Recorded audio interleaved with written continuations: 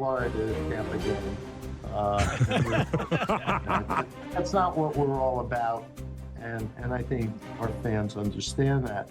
What I'm fascinated about is all the commentary about teams that have improved that didn't make the playoffs last season, and questioning, well, if they're going to make the playoffs, who's going to drop out? I mean, our competitive balance is extraordinary.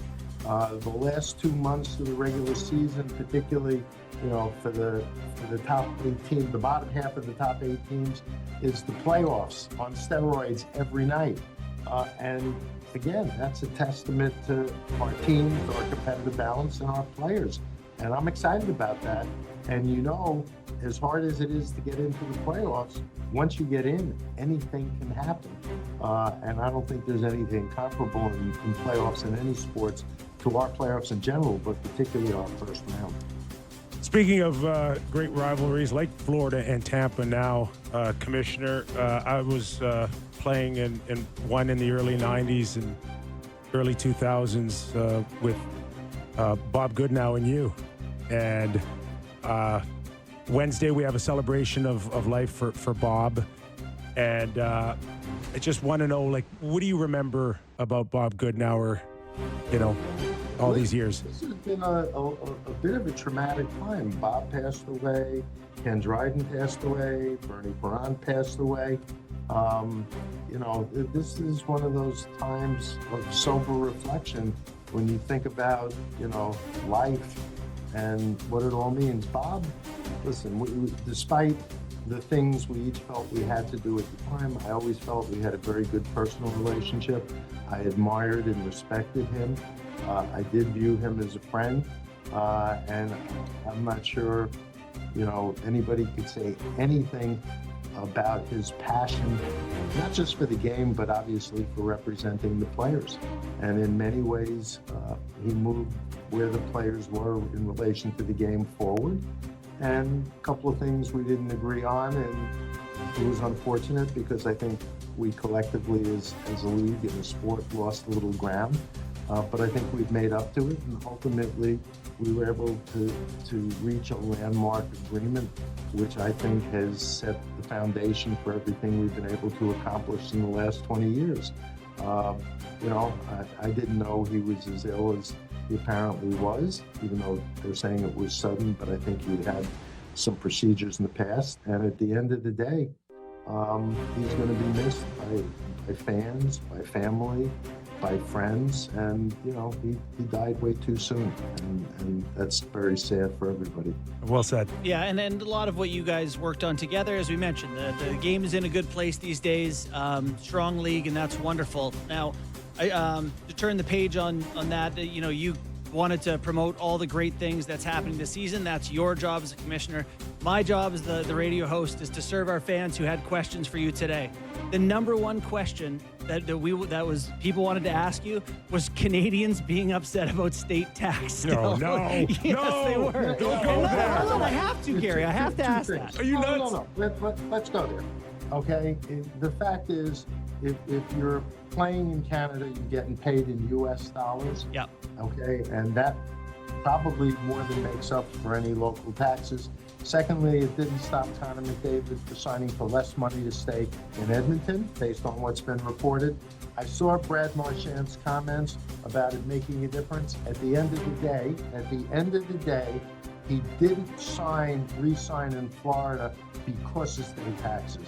He would, if he didn't have a great experience, if he didn't really love his teammates, if he didn't think they could win again, if he didn't like the way the club was being run, I don't care what the state taxes are, he would have gone somewhere else. I think in his case, that may have been the icing on the cake, but that's not why he stayed in Florida. All right. Our Sammy wants to know if you could. And if I see him tomorrow night when I'm there for the banner raising, I will tell him that. Hey, no, Sammy wants you to suspend him for talking about state tax. You know what? They've built something really strong in Florida and in Tampa and some other places. I think it does a disservice to Vinny Viola family, Bill Zito, and everything that organization has done to think that they were this successful because of state taxes because nobody's focused on the 20 prior years when the state taxes didn't exist, when the team, if I said they were mediocre, I'd be exaggerating. So at the end of the day, yes, it can be a factor. I suppose if everything else is equal, but everything else is never equal. Okay, let's move on. Momentum off Four Nations and bidding on host cities. Like, how close are we to making a decision on games in Europe? For the World Cup. Yeah, World Cup. We have a process that's ongoing. There's a lot of interest. There's a lot of interest from cities, both in North America and in Europe. There's a lot of interest from people that distribute content, whether it's linear or streaming. And so once we get everything pieced together, we know where we're going to be. I think we're going to have an amazing event. Four Nations was always intended to be the precursor of what our best on best could be and would be. And I think it sets up the World Cup well. And the reason it works so well is because our players love playing for their countries. I mean, unlike, we were getting compared last February to all-star games in other sports. The fact is, our players wanted it. They wanted to play in it. They gave it themselves. It was an authentic event, and that's what made it so great. And I think whether it's the Olympics this season or 2 years later, the World Cup, this is something that's important to our players. And even though it has some negative aspects in our season, the disruption and what have you, on balance, we concluded it was worth it because it's so important to our players. Commissioner, a lot of your players, Russians, have stated that they want to play in it. Where are we with Russia's participation? You know what? The IOC, International Olympic Committee, and the International Ice Hockey Federation have, to this point, been barring Russia from international competition, and that's where we take our cues. Listen, there are people who think we should have banned Russian players from playing at the NHL level for their NHL teams. That's obviously not something we would do. And there are things that go on in the world that are beyond our control, and we just have to react to them. I think at some point, the Russian players are an important part of our game, and at some point, having them back in international competition, but we're not the ones who've been making that call. But if I'm clear, Commissioner, the World Cup is an NHLPA sanctioned. You don't need them to bless it. We respect what the IOC is doing and the IIHF. The IIHF doesn't control us.